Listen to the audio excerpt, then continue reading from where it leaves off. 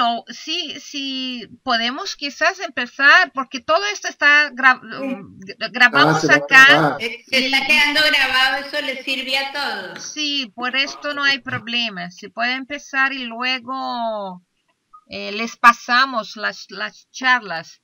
¿Tú tienes alguna cosa que quieras aclarar o traer de los alumnos, de la discusión con ellos? Algo que te interese. Sí, hay una cosa que desde la sesión pasada me quedó un poco como en la cabeza. Cuando tú hablas, y me parece que sería como puente también para entrar a esta cuestión de la recepción y la interpretación. Cuando tú hablas de que la, la singularidad se construye a partir de una selección o de una serie de elecciones que el lector hace frente a las otras subjetividades o en esta relación de intersubjetividad.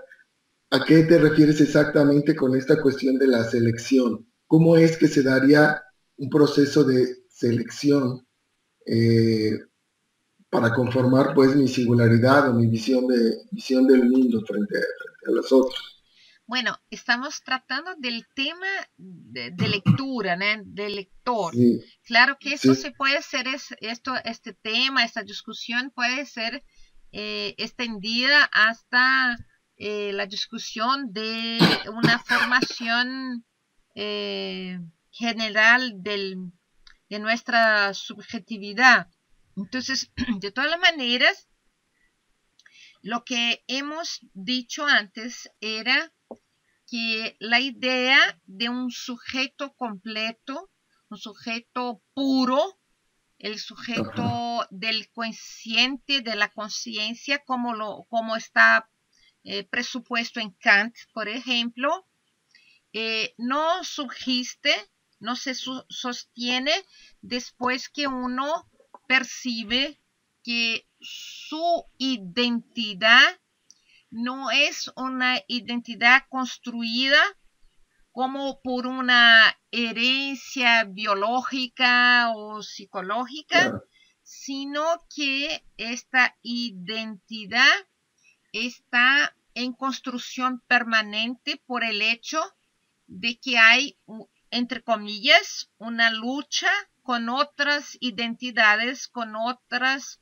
subjetividades, una lucha, un encuentro, ¿no? Estos encuentros con nuevas y otras subjetividades eh, traen las marcas del contexto donde ellas nos, nos no se encuentran, o dicho de ajá, otra manera, yo intento explicar en el libro esto también. Yo convivo con gentes en la iglesia, en el club, en la universidad, en la familia, en las calles, en mi trabajo.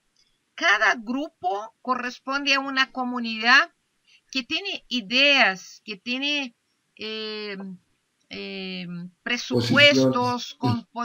presupuestos, presuposiciones y tiene alguna visión de mundo muy particular de este grupo. Yo convivo con distintos grupos, convivo con los grupos y estas experiencias de convivencia, ellas aportan a mi construcción de mi subjetividad rasgos, elementos que yo voy eligiendo como algunos que son de mi preferencia y otros que voy rechazando. Si que existen, que voy a compartir en el cotidiano con algunos de los grupos, pero que ellos no interpreten mi pensamiento. Otros sí.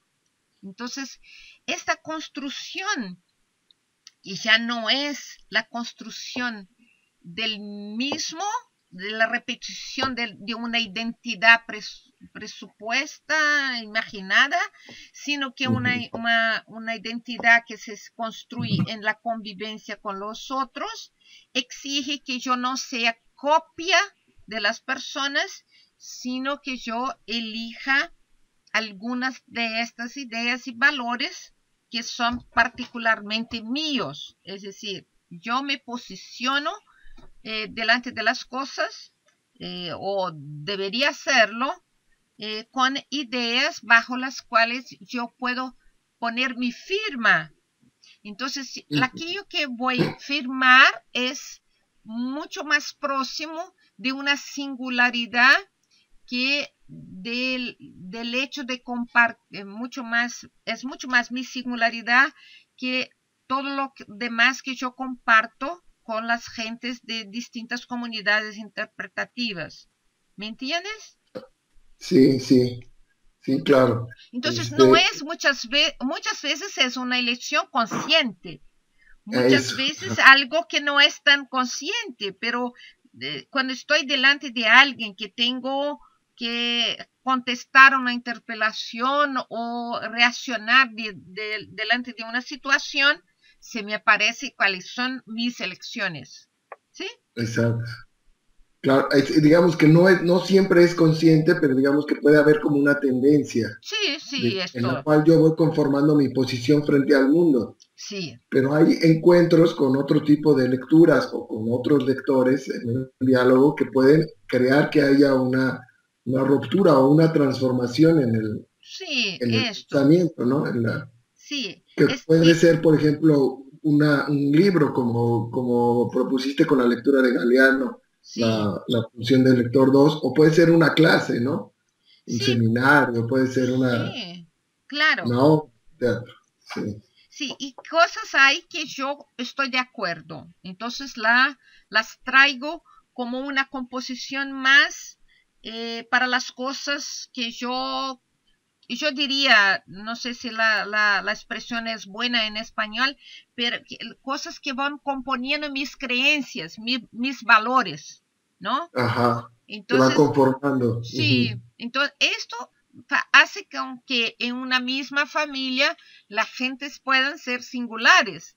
En el mismo espacio de trabajo haya singularidades, aunque compartamos, no sé, sí, compartamos. Aunque compartamos muchas cosas, pero hay cosas que son mías, que yo elijo y que corresponde a las actitudes que voy a tomar frente a la vida, ¿sí? Claro, ahora recuerdo un cuento de Mario Benedetti que se llama Los Gemelos, sí, que está ubicado en la dictadura uruguaya, en donde uno era de derecha y el otro era de izquierda, completamente. Pues... Y bueno, la trama se desarrolló, los dos fueron criados en el mismo contexto, con las mismas relaciones prácticamente, pero uno se fue para un lado y el otro para el otro, sí, ¿no? Y la trama se desarrolla incluso en el momento en que el hermano tiene que atrapar o matar al otro hermano, ¿no? Sí. En atención a la congruencia política, ¿no? Ajá.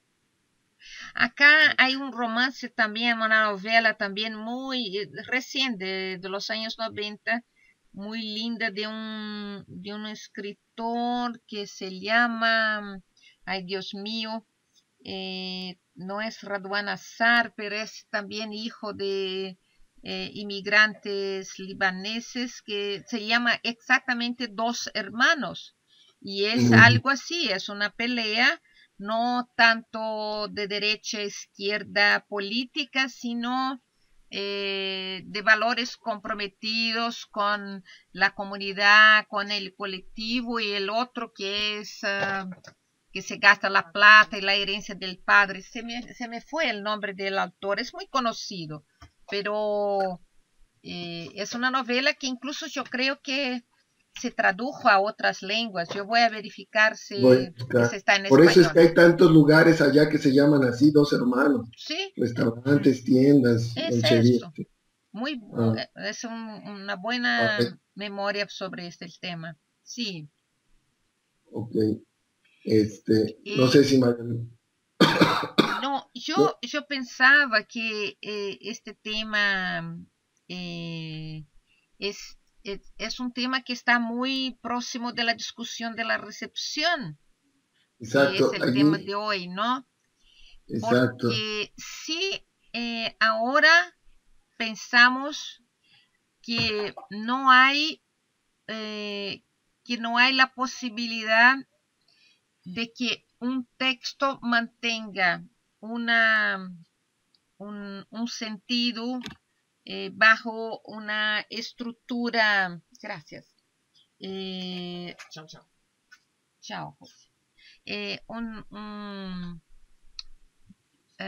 Bueno, volviendo, que si hoy pensamos que un texto no significa lo que ha significado en el momento en que fue compuesto, y que todo su contexto, su historia, sus condiciones de producción se han desplazado para que el texto permanezca legible, que tenga legibilidad, no sé si la palabra existe en español.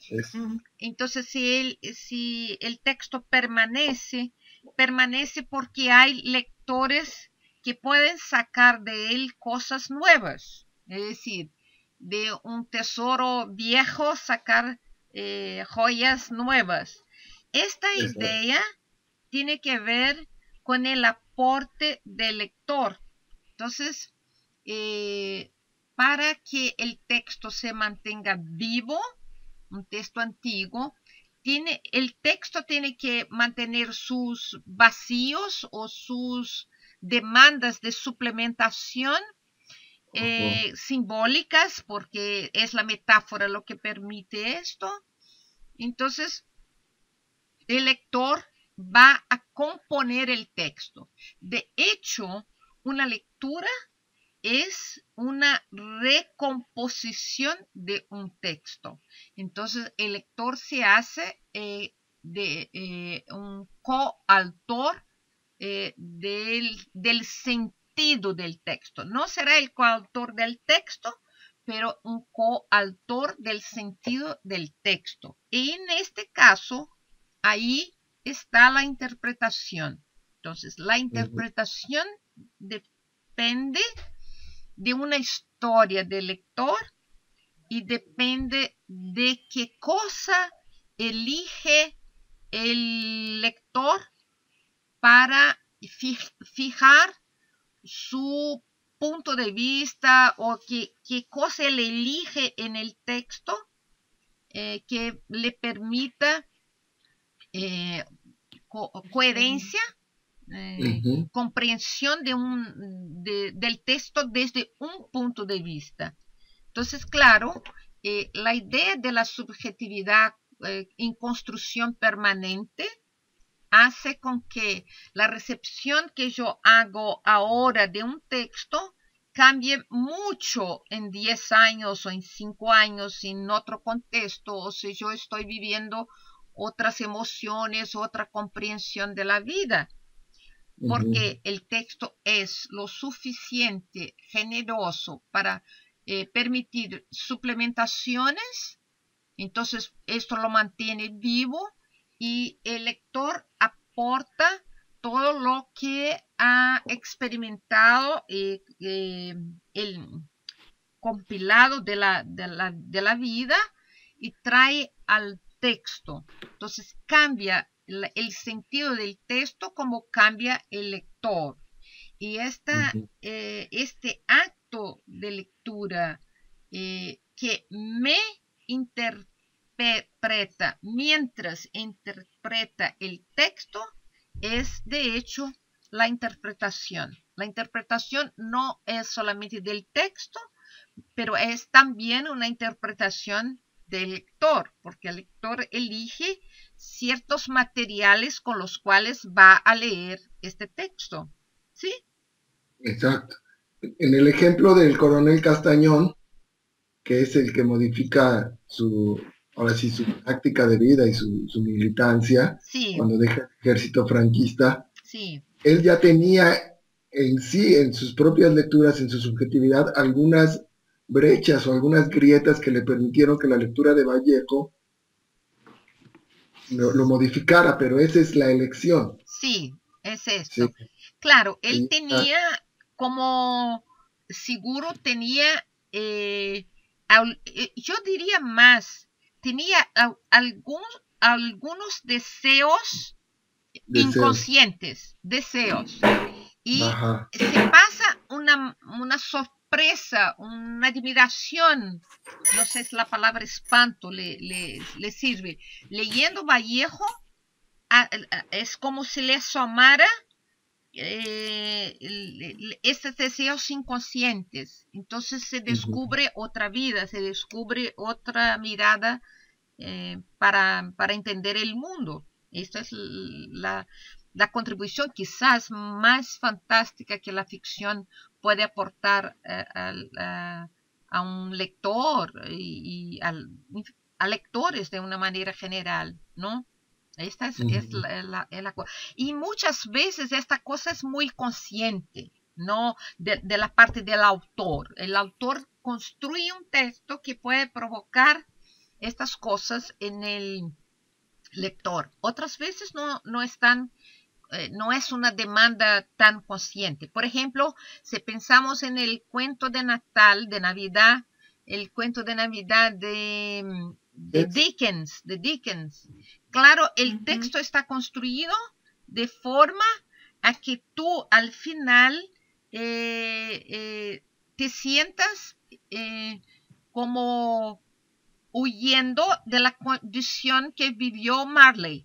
¿Te acuerdas del cuento, no? Del espíritu que vuelve en Navidad, que se lamenta mucho de no haber compartido el pan, la alegría, el convivio con los demás. ¿Te acuerdas del cuento? Sí, Entonces, me a acuerdo. mí me parece que en aquel momento Dickens escribe pensando en provocar esta sensación de cambio en el lector.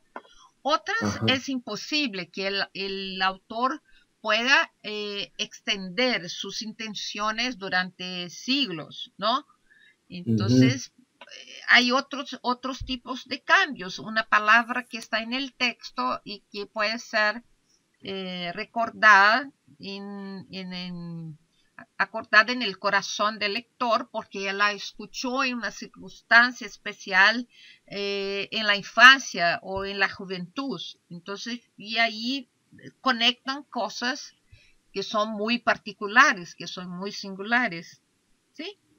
Ok, sí, está bueno. Ahora, eso en cuanto a literatura, Sí. pero también hay hay una recepción y por tanto interpretación de textos que no son de ficción Sí. y que también provocan esta ruptura, Sí. estos cambios o estas propias lecturas de sí mismo al interpretarse, al interpretar, como tú dices. Sí.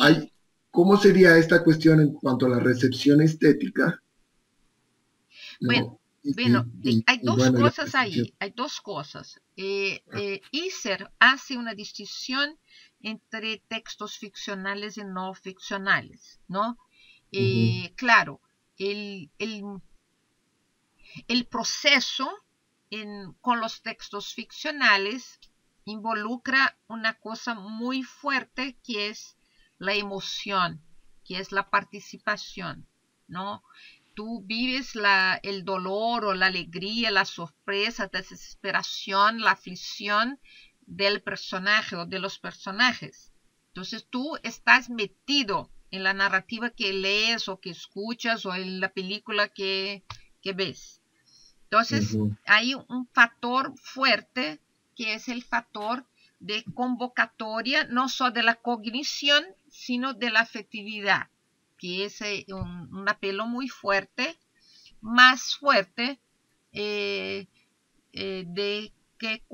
cuando ocurre, por ejemplo, que te lees un texto de naturaleza política y te quedas indignado.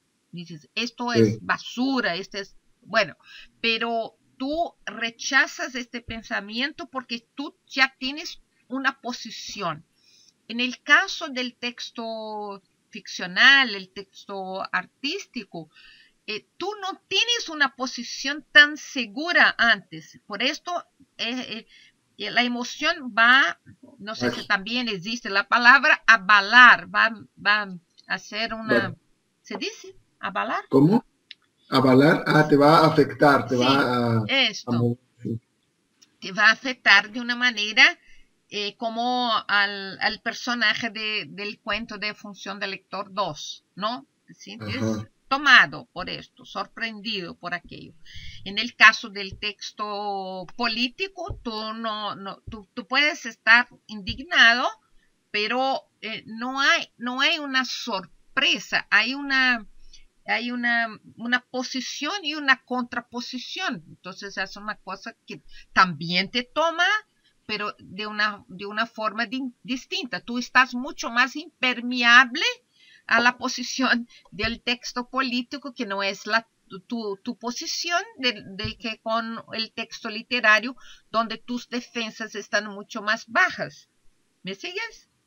Sí, sí. Ajá. Entonces, hay este factor de las emociones del sentimiento. En otro caso, en otra punta también hay la cuestión del imaginario.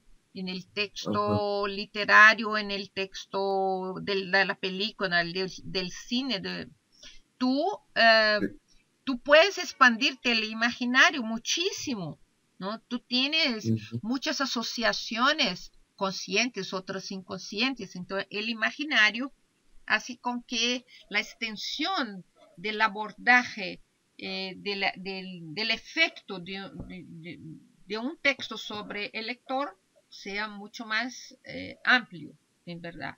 Un texto no ficcional, tú tienes que, en verdad, separar cuáles son aquí yo diría, los mensajes son mucho más definidos. Un escritor de un periódico que firma una columna diaria o semanal sobre salud o sobre fútbol o sobre lo que sea, tiene una posición. Él tiene una posición. Y tu imaginario no puede salir mucho de este espacio. Tú estás condicionado pero a lo que escribe él.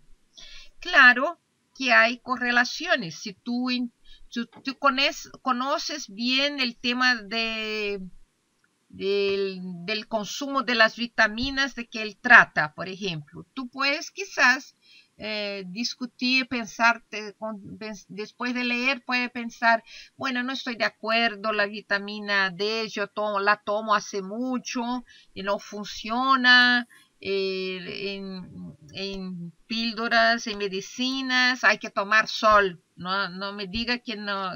Por ejemplo, tú tienes alguna información o no tienes ninguna información y vas a recoger aquello como una información que pasa a componer tu acervo o tu repertorio de informaciones. ¿Me entiendes? Exacto. Sí.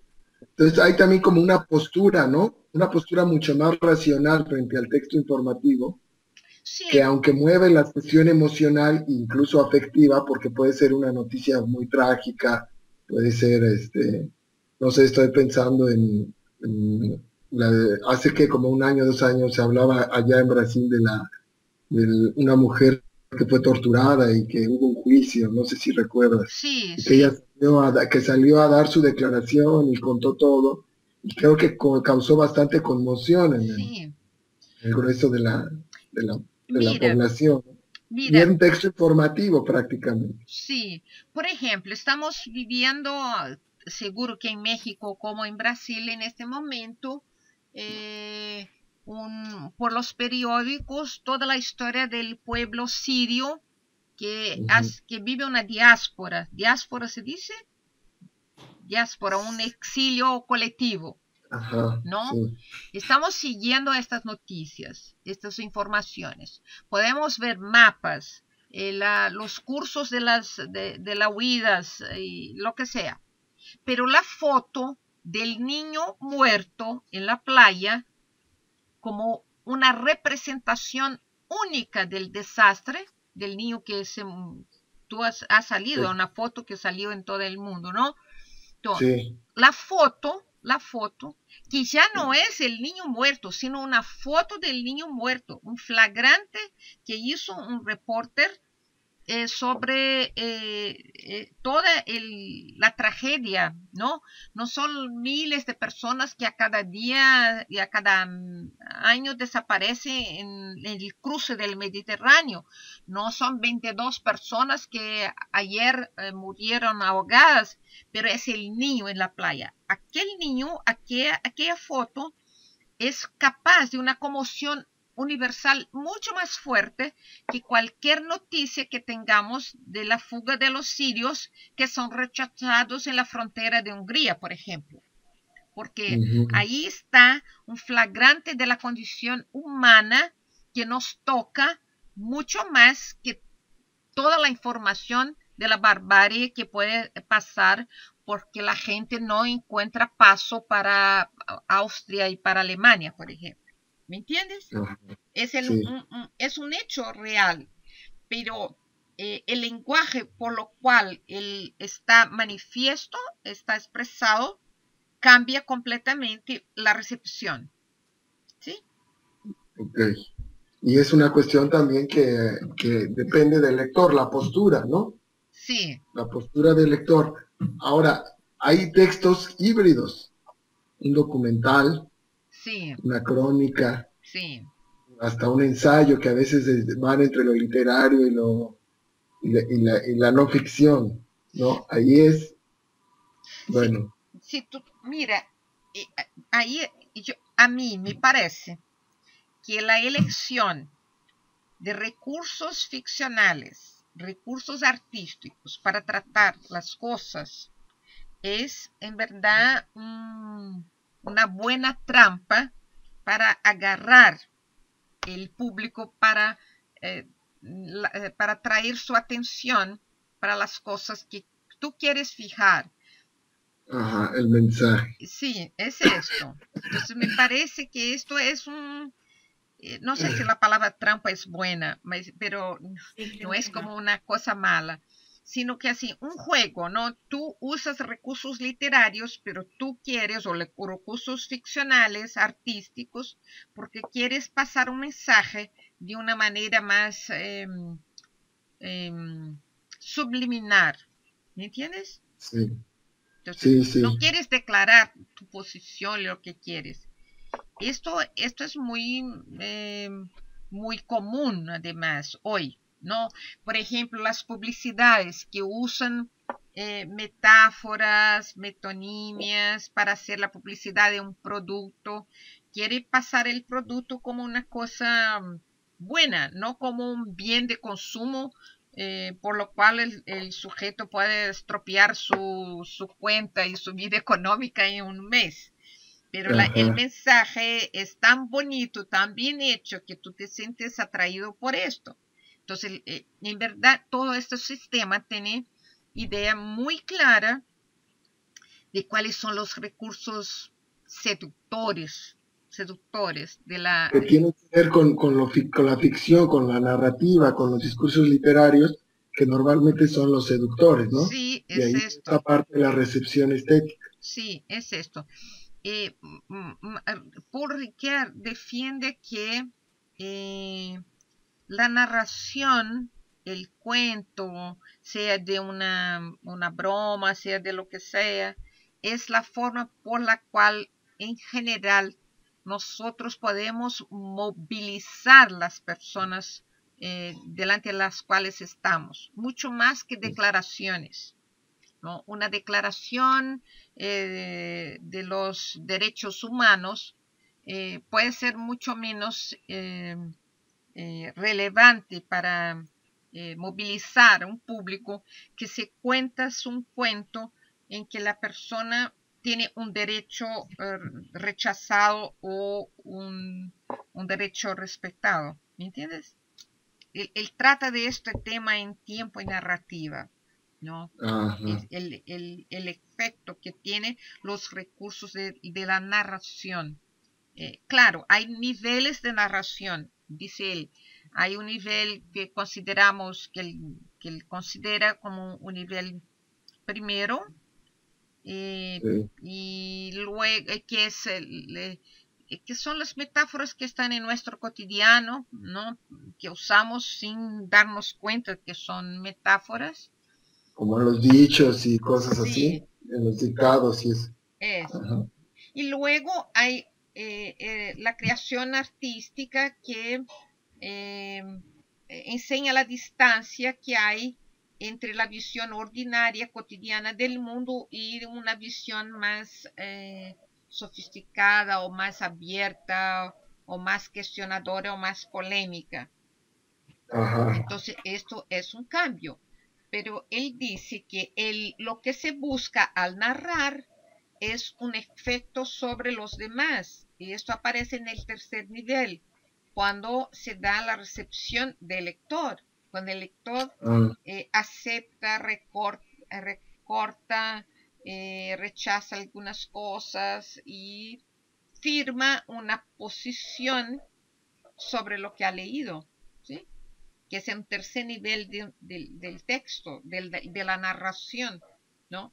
Y la Ajá. declaración ya se está olvidada, las declaraciones están para allá, estas poco afectan, a menos que otra vez busquen los efectos poéticos de imaginario para presentarse,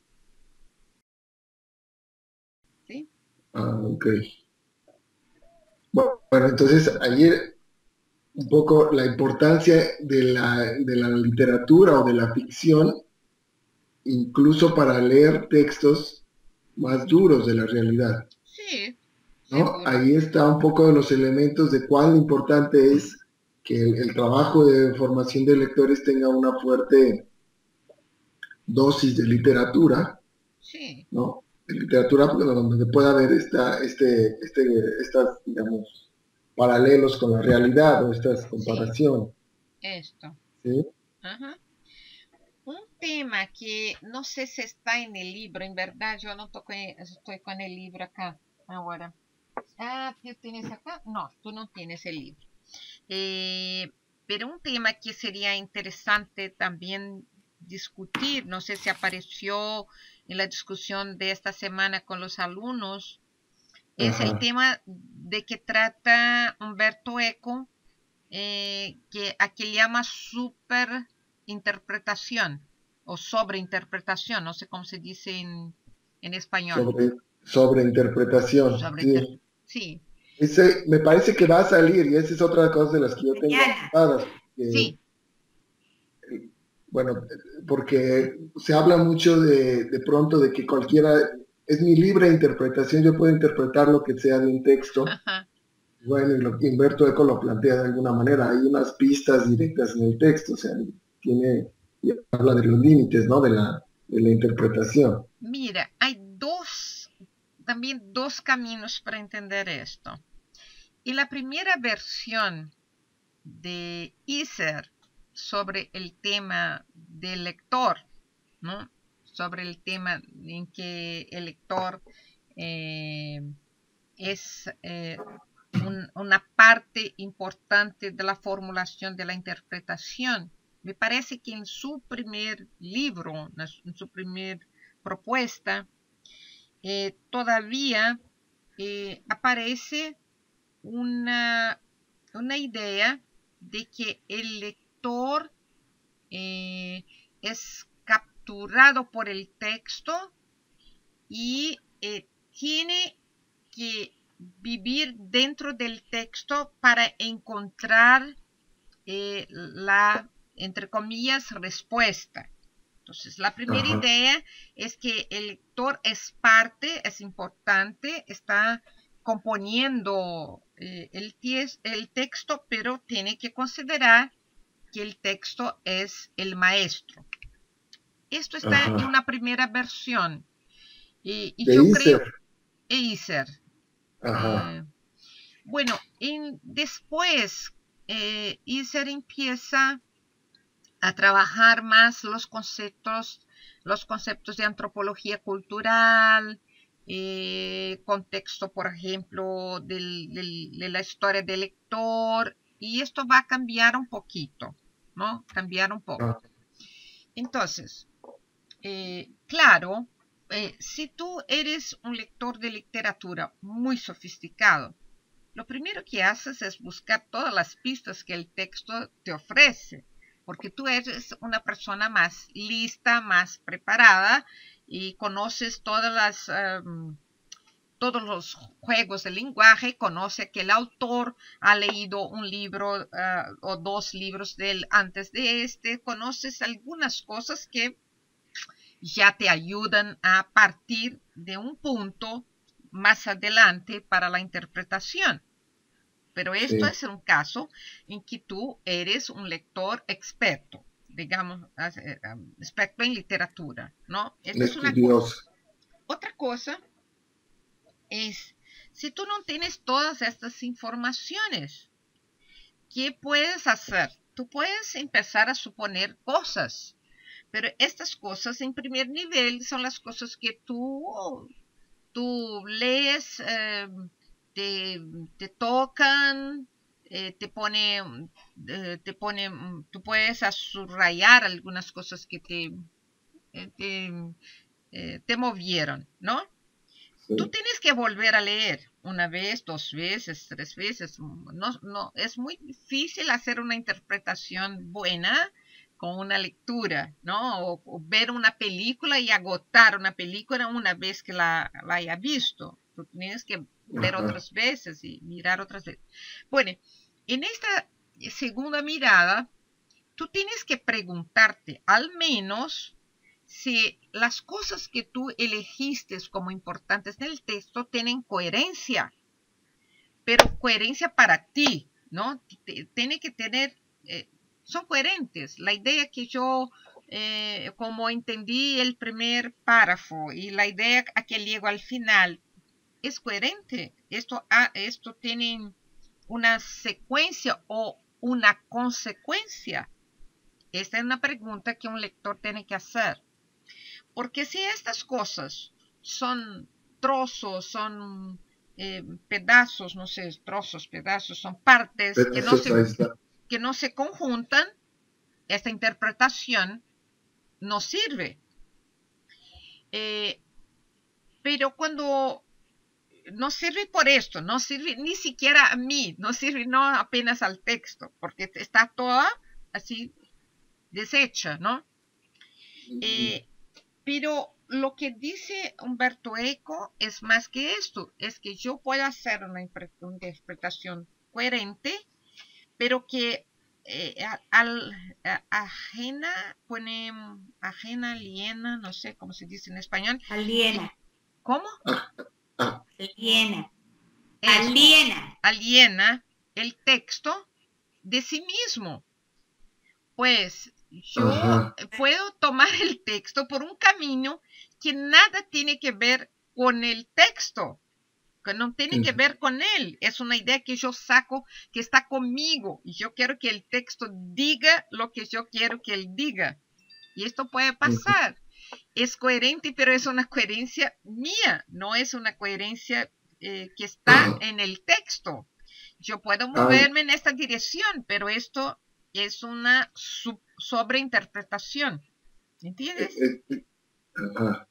Muy común en políticos y en leyes, ¿no? En abogados. Sí. Es esto, muy común, muy común. Porque yo puedo tomar un hilo que casi que rehace totalmente la narrativa del texto, ¿no? Es la mía narrativa. ¿Entiendes? Claro. Y bueno, ¿eso es lo que llama sobreinterpretación? Es esto lo que dice Umberto Eco, es la sobreinterpretación. Es esto lo que él dice. Él tiene ejemplos muy interesantes en el libro, este libro que se llama Interpretación y Sobreinterpretación, trae algunos ejemplos muy, muy interesantes. Tanto ejemplos que quieren que la ficción sea una comprobación de la realidad, y no lo es, y la persona dice, pero esto no se ha pasado así. Sí, claro, no se ha pasado así. Ha pasado así en la interpretación que un texto literario o ficcional hace de esta situación. Entonces, esto también es una sobreinterpretación.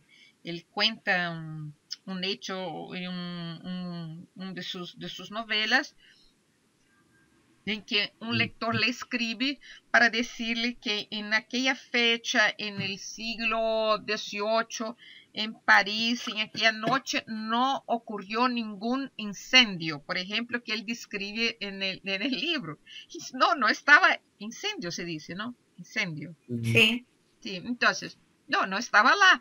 Tampoco yo tengo que conferir si el día 16 de septiembre de 1784 hubo o no esto. Estoy en el plan de mi imaginación. Hubo un incendio 5 años después, yo lo traigo para aquel momento. ¿Entiendes? Esto también es una forma de sobreinterpretación. Querer el ajuste de la ficción a la realidad. Esto es imposible. ¿No? Es confundir las cosas, es querer que haya una realidad en la ficción, una realidad ficcional, ¿no? O una sobreficción sobre la ficción. Esto, mejor, ¿no? mejor Muchas dicho. veces sobre texto literario, ¿no? Sí. Hay muchas personas o hay discursos que sostienen justamente esto, de que en tanto somos individuos y singulares, cada quien puede tener su propia interpretación y en tanto que es propia, desde ahí es válida. No, el hecho de que, mira, en muchas circunstancias, una interpretación puede ser válida para ti, porque tú estás en un punto de vista, estás ubicado en una situación, en un contexto que es tuyo, y que nadie más puede mirar el texto, la película, lo que sea, el poema, de donde lo miras, ¿no? Claro, tiene una validad.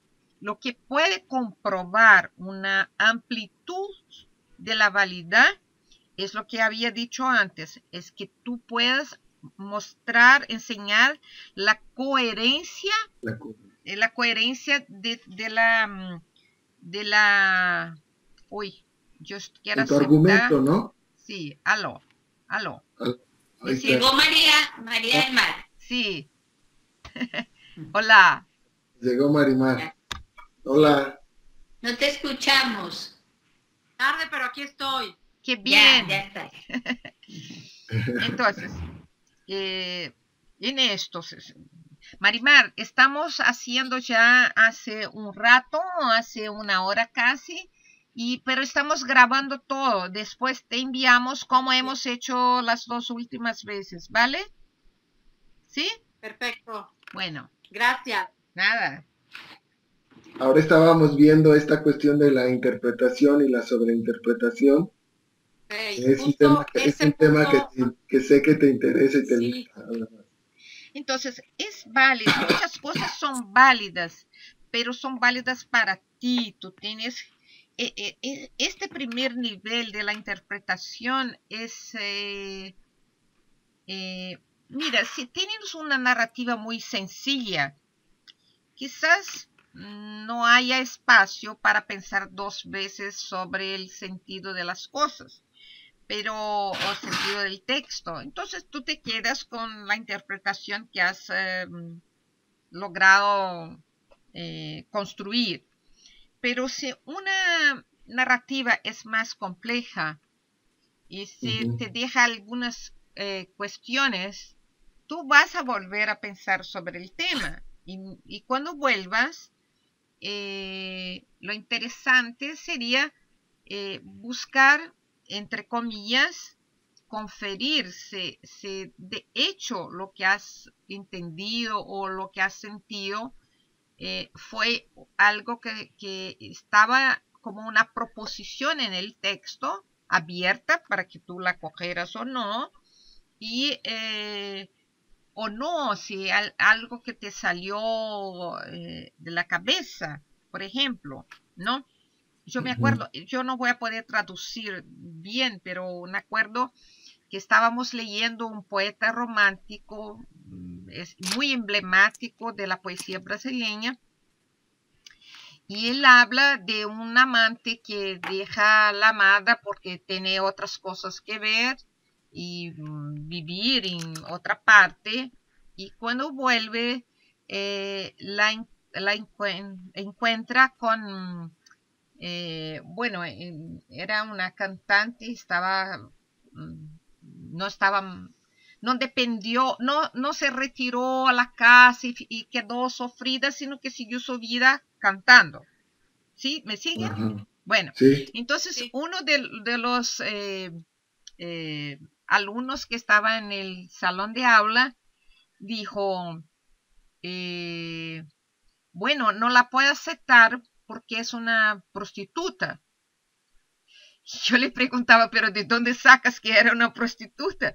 Si él la ha dejado sin decirle nada y tú querías que ella se recogiera a la casa llorando, infeliz por estar abandonada, o que fuera a lucha y que fuera a vivir su historia. No, digo, pero ella no podría hacerlo. Digo, ¿y por qué pudo él salir? ¿Por qué pudo él marcharse sin compartir con ella sus problemas o sus necesidades? Entonces, mira, una cosa sencilla, pero muy difícil, porque el tipo estaba hablando de alguna cosa muy personal de él. No estaba hablando del poema. El poema no trataba de esta cosa, ¿no? Entonces, claramente, esta es una interpretación que es válida para él, pero no es válida para el texto, porque otras gentes no van a compartir esta lectura. Mucho más gente va a quedarse fuera de esta interpretación. Es decir, aunque sea coherente, no necesariamente tiene que ver con el texto. Sí, por eso puede ser completamente una construcción. Lo que decía es que él rehace el texto como suyo, pero exclusivamente suyo, y no un texto en que lector y autor comparten los sentidos de las cosas, ¿no? Ya. Ujú. Bien. A mí me interesa esto que no sé si ya lo platicaron de la sobreinterpretación.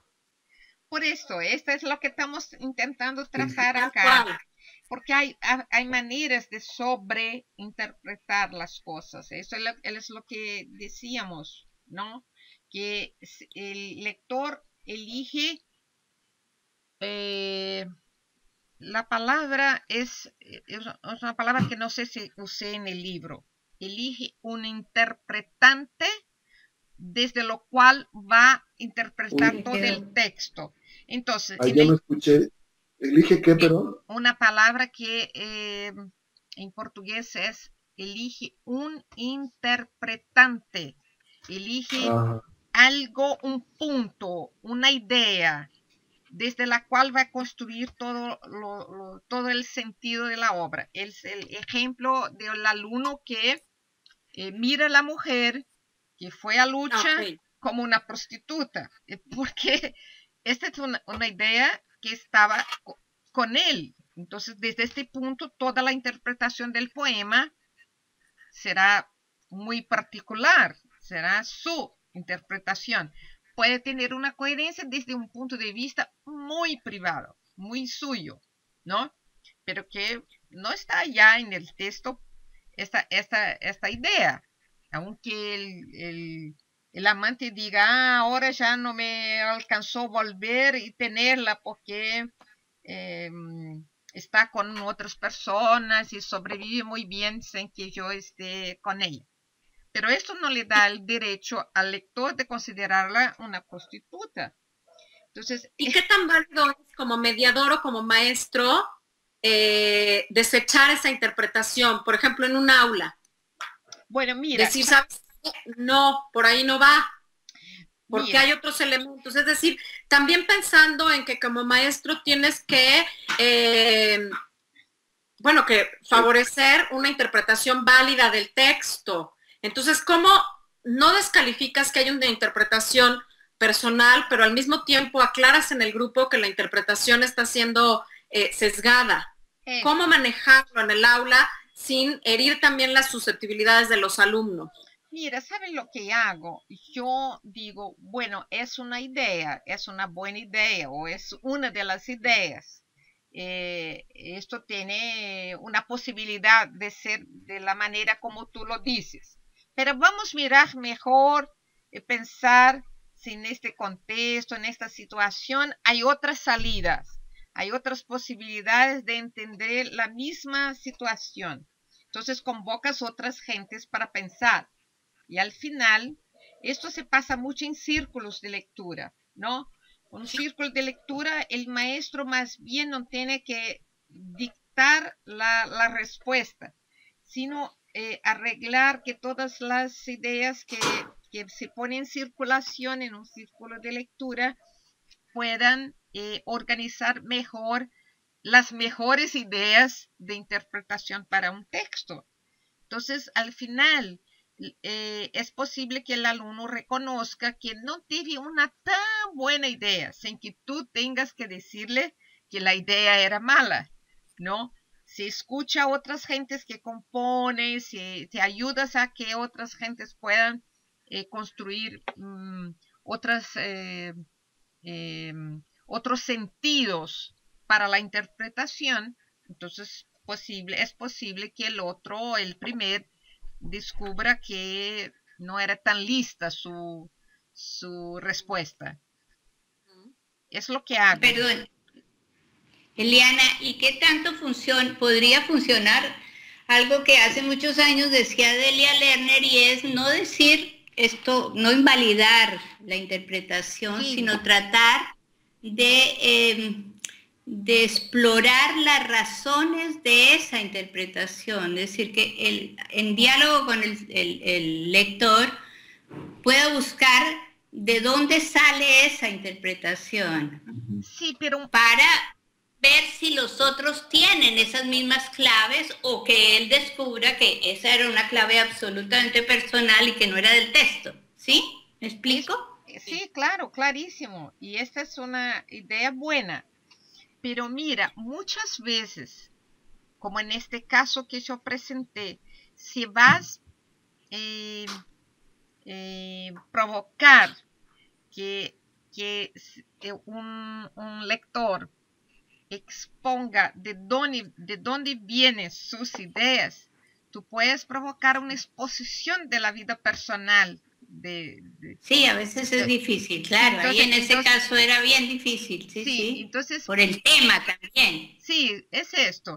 Entonces creo que Delia Lerner dice una cosa buena. Si está en un salón de aula y la cosa no es tan sutil o tan peligrosa, tú puedes hacer con que el alumno recomponga su trayecto de reflexión y puede entonces darse cuenta que no es tan bueno, no está tan completo. Esto es posible, pero tienes que tener mucho cuidado para en este momento no hacer con que el alumno se ponga mucho al nudo, ¿no? Esto es muy, muy serio.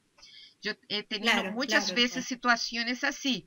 Miro y percibo que la cosa va a un punto de exposición de la persona, ¿no?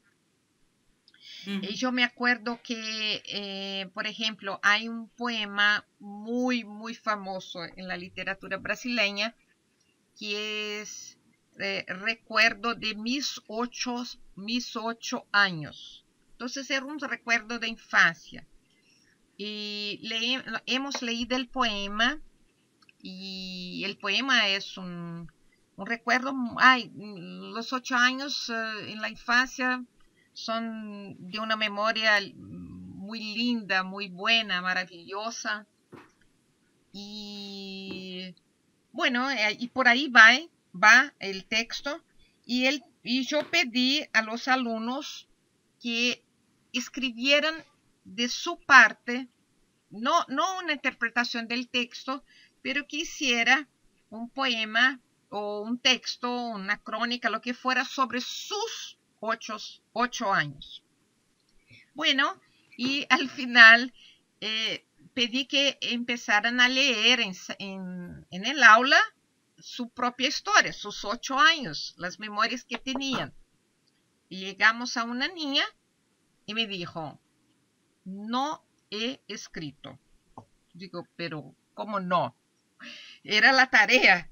teníamos una tarea en el aula hace casi 1 hora, 45 minutos que estoy esperando. Digo, no lo hice. Digo, bueno, tú tienes que hacer, porque esto hace parte del trabajo y de la evaluación que vamos a tratar. Digo, pero no voy a hacer. Digo, pero mira, tienes que decirme por qué no vas a hacer. Estoy pidiendo una cosa muy sencilla, como tú dices que no quieres hacer un texto sobre esto. Y digo, no y no. Y mientras yo insistía y ella decía que no, y era un poco una pelea, tú tienes que hacer el trabajo, empezó a llorar. Pero lloraba mucho. Entonces yo pensé, algo pasa acá. Yo la tomé por las manos, salí con ella del aula, me puse en el pasillo con ella, intentaba calmarla y ella me decía, tú me expones. Y yo decía, pero ¿qué exposición yo estoy haciendo de ti? Porque yo odio mis 8 años.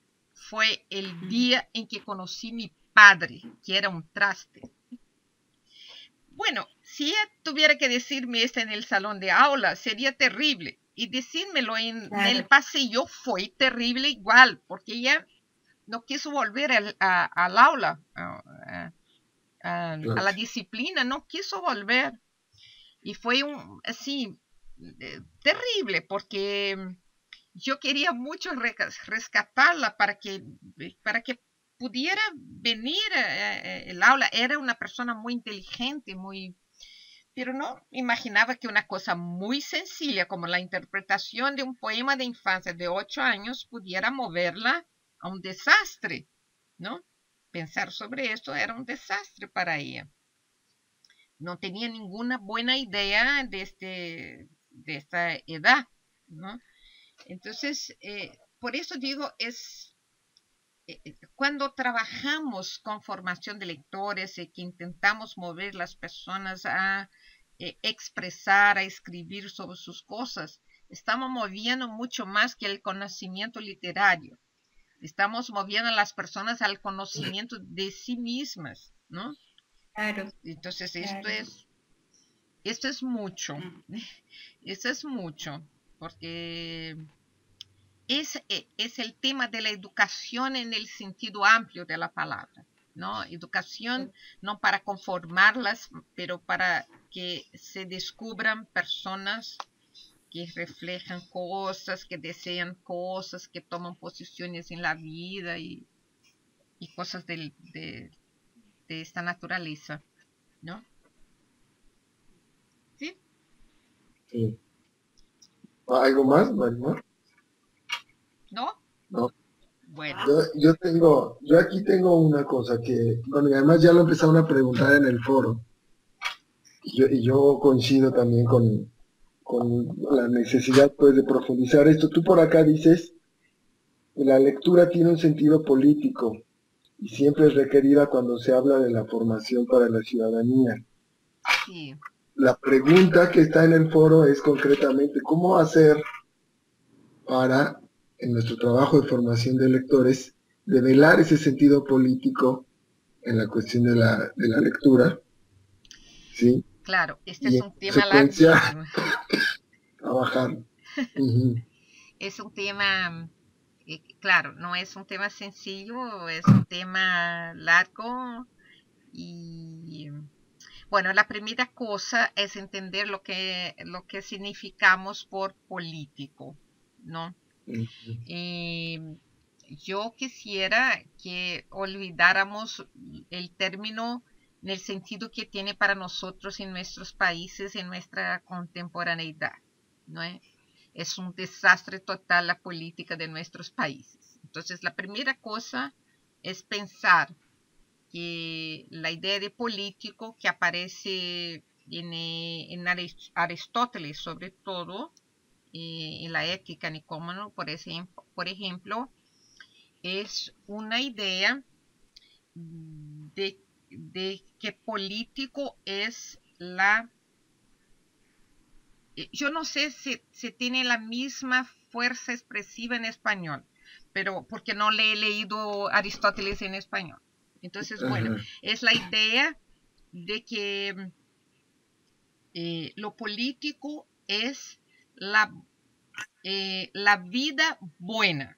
Lo político es la vida buena. La vida buena es algo que tú solo puedes obtener en la convivencia, en el convivio. Esto es la vida buena. La vida en que puedes compartir las alegrías, todo lo que tienes derecho, lo que uno tiene derecho para vivir bien. No tiene ninguna idea de exceso, ¿no? Esta idea contemporánea del consumo, de poseer, no tiene esta idea. Es la idea de las cosas buenas que tenemos en nuestras, que deseamos y necesitamos. Es una necesidad y es un derecho en la vida, que es no para uno, sino que para muchos, porque la vida buena es algo que yo comparto con la alegría de ver otros en una vida buena. Entonces, la primera idea de lo político es esto. A esto se va a sumar.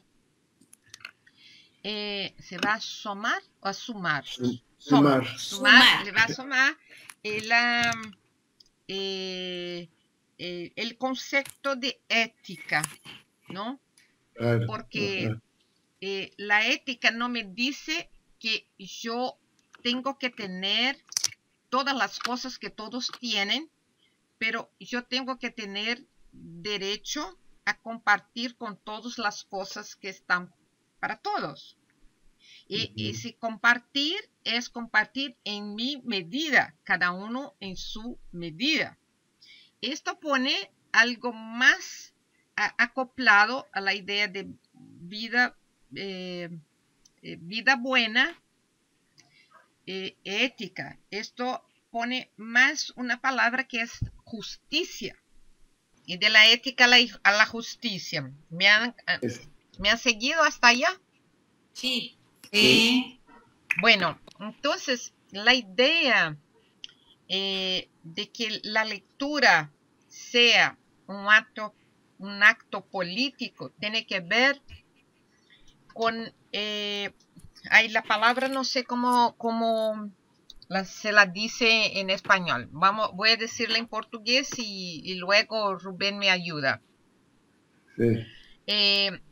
Tiene que ver con el discernimiento, con la idea de, en griego es la idea de crítica, porque crítica en griego no es hablar un juicio negativo o juicio positivo, sino que es saber hacer la distinción de las cosas. En portugués se dice discernimiento, no sé si la palabra existe en español. Y esto tiene que ver con la idea crítica, que yo sepa separar unas cosas de las otras y después establecer un juicio valorativo que tiene que ver con mis posiciones singulares en la vida. Entonces, siempre la lectura es un acto político, porque leyendo yo me pongo en una situación histórica en la que tengo que tomar posición y tengo que hacer esta distinción de las cosas. Sí, es la capacidad de discernir. Sí, es ¿no? esto. La capacidad de discernir. Entonces, a mí me suena muy bien, porque incluso en todo el discurso que se ha venido armando dentro del curso, y esta cuestión sobre todo de la intercambio de subjetividades, la interpretación y todo esto, dentro de esta visión del mundo que se construye a partir de la escucha de los otros, la lectura de los otros, va necesariamente a una posición frente al mundo, ¿no? Frente a la vida, y la vida tiene un componente inminente que es político. Nadie está fuera de la política ni de la práctica política.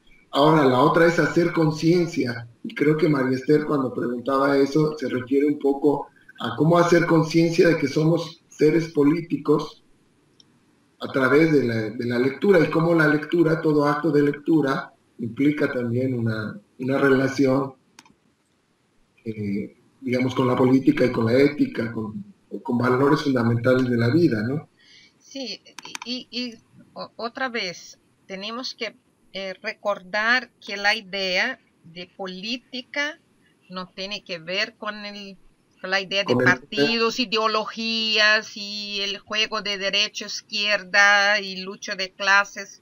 Es porque hoy entendemos política de una manera muy subjugada por esta discusión de las ideologías. Pero si vamos al principio, la semántica de las cosas, la idea del político cambia mucho. Y yo tengo que hacer por mi cuenta y con mi responsabilidad, esta es otra palabra, ¿no? Es de mi responsabilidad el acto, la práctica. Estoy recordando tus estudios, Rubén, de Habermas, ¿no? Ajá, La acción, ¿no? La filosofía de la acción. Entonces tú tienes que responder por tus actitudes, responder por tus actos. Y responder es dar una respuesta responsable, ¿no? Es que tú tienes que garantizar de lo que dices y lo que haces, tu actuación corresponde, entre comillas, a tu creencia, a la verdad de las cosas que tú buscas, tú valoras, ¿no? Entonces, decía un poco María Elvira antes de que empezáramos, de que esta idea de que la formación del lector más bien es la formación del hombre todo, es verdadera, es verdadera. En verdad, ser lector, estar en condiciones de actuar en la historia. Es esto. ¿No? A ver, yo estoy tratando de aclararme este punto. ¿Podríamos decir que tiene que ver con la toma de una posición consciente y razonada frente a cualquier idea? Responsable también. Consciente, sí. Razonada y responsable. Sí, mira, nosotros hacemos un esfuerzo grande, largo, para tenerlo todo consciente. Pero sabemos que nuestra subjetividad no es construida toda sobre hechos conscientes. Muchas veces somos movidos por situaciones que hemos vivido, cosas que han pasado que siquiera las recordamos, y por esto vamos a hacer una opción X. Pero de todas maneras tiene que haber una coherencia, otra vez la idea de la coherencia, en nuestro propio texto. Y esta coherencia en nuestro propio texto depende de la capacidad crítica, que es la capacidad de discernir las cosas por las cuales vamos a tomar posiciones y actuar en la vida, en la historia. Entonces, claro, hay cosas que de hecho yo puedo decir que son muy conscientes, por esto son responsables, y las digo con toda honestidad. Pero otras cosas ya están mucho más al fondo y tú no conoces las motivaciones que te empujan para una dada posición en la vida. Entonces, la palabra consciente es un esfuerzo de hacerse consciente de por qué actúas así, por qué respondes a estas cosas de esta manera, y sobre todo que las pueda presentar y sostener. Este es podríamos decir razonada y responsable. Una postura razonada y responsable frente a una idea o frente a un tópico específico. Sí, sí, sí, esto sí. Así me parece, por lo menos me parece así. Sí. Yo quisiera preguntarles si han leído el texto de Cortázar. Sí. Sí, yo quería hablar de esto también. Yo también quería hablar del texto de Cortázar. Pues, sí, empiecen. Bueno, es un cuento que desde hace mucho me ha cautivado y me ha emocionado mucho. De hecho, cuando estudié para hacer cuentacuentos, lo intenté contar, pero mi maestro me dijo que era demasiado complicado y me hizo que cambiara de cuento para, digamos, el examen de graduación. Pero es un cuento que me parece maravilloso por la capacidad que tiene de meterte en la propia historia como lector, pero que al lector, el protagonista que es un lector, pues lo mete, ¿no? Entonces es una especie de círculo donde de pronto estás adentro, ¿no? Sí. Claro, donde apela al lector como participante. Sí, es muy lindo este cuento. Muy lindo. Y es esto, justo esto. Es una... También no sé si la palabra es esta en español. Es casi una alegoría de la condición del lector. Se está tan metido en el libro que ya no puedes salir de allí.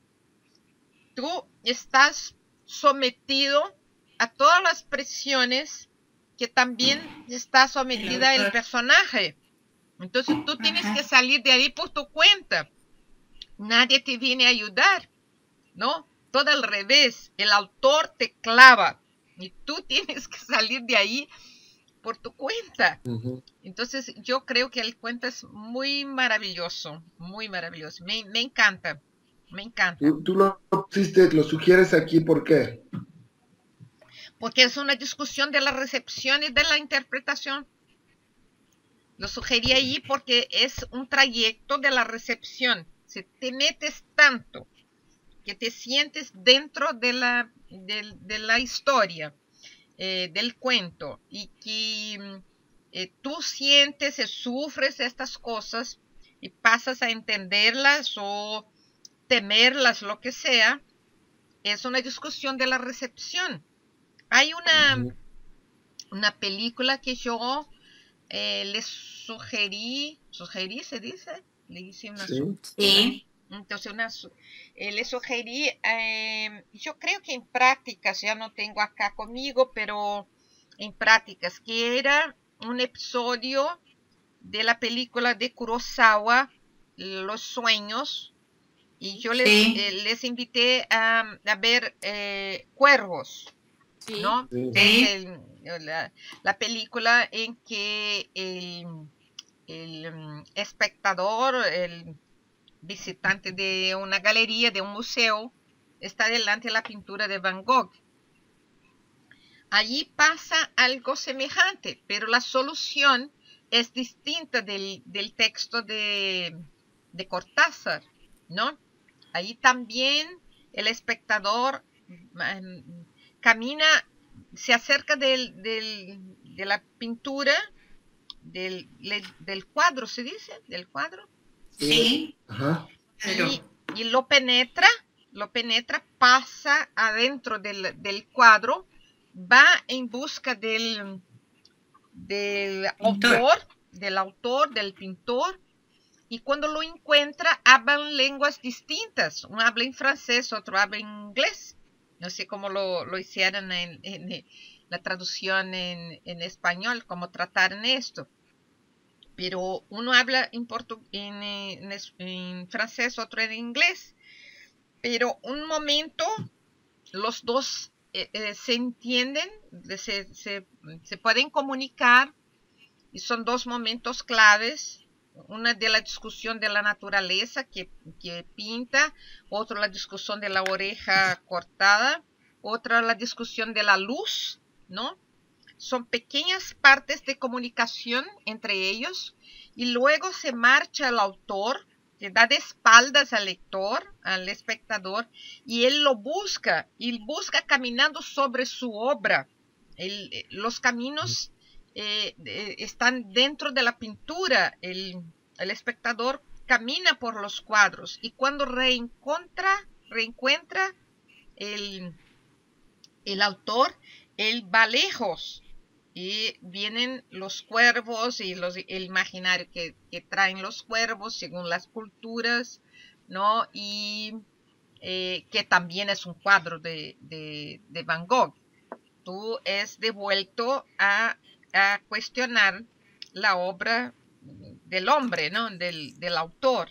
Entonces, son dos procesos que metaforizan el encuentro del autor, del lector, del texto con el lector, que a mí me parecen preciosos. Me encantan los dos. Los uso hace mucho. Sí, a mí hay una cosa que me fascina del cuento. En el último párrafo, donde además entra como vertiginosamente el final, el único verbo que hay es leyendo. Sí. Todo es primero una sala azul, la galería, la alfombra, el espacio, la ventana, la luz, ¿no? El sillón, leyendo una novela. Sí, digo, no tiene nada que ver con la discusión, pero me parece genial como la ausencia de verbos y que este es el único que aparece. Sí, es esto, es perfecto, perfecto. Muy linda la idea, muy y también buena. No sé si es esa misma, pues esa esencia vertiginosa del final del cuento, lo que borra las dos líneas de la ficción, ¿no? Sí. Bueno, que le da justamente la continuidad a los dos espacios y a la presencia del lector dentro de la narración. Me encanta, me fascina el cuento. Es muy lindo. Los dos, este texto y la película también de Kurosawa me provocan mucho. Yo tengo ganas de ver otra vez y buscar otros detalles, así como lo has encontrado con el verbo en la última línea, el único verbo del párrafo en todo. Entonces, estas cosas Claro, pero esto es de un lector apasionado por la literatura, enamorado de la palabra ficcional. No te puedes esperar esto de todos los que están empezando a encontrarse con el texto de ficción, ¿no? Bueno, pero también es como guiar pues como también es importante, porque siento que ahorita, o al menos yo así siento a mi grupo, en un punto en el que están como muy clavados en la intersubjetividad, y también como la forma literaria también es bella y también pues resulta fuente de muchísimo gozo. Sí, esto es porque en verdad toda nuestra formación educativa, toda la escolaridad, por ejemplo, en Brasil, quieres que tú conozcas cosas con mucha conciencia y más do que conciencia, con mucha objetividad. Te explotan el pensamiento lógico y que también nos cuesta mucho tener este pensamiento, pero rechazan toda la posibilidad de una composición de esta lógica con elementos que son muy personales y que son los elementos emocionales, en los cuales está la fuerza estética, el impacto de la belleza, que puede ser extremadamente dolorosa. El ejemplo que yo traía de la fotografía del niño sirio en la arena del mar, en la playa. Entonces es de dolor, pero es un clamor y al mismo tiempo es una imagen bellísima, ¿no? Del abandono, un símbolo de la solitud, de la injusticia, de todo lo que asuma a uno, ¿no? Metáfora del siglo XXI.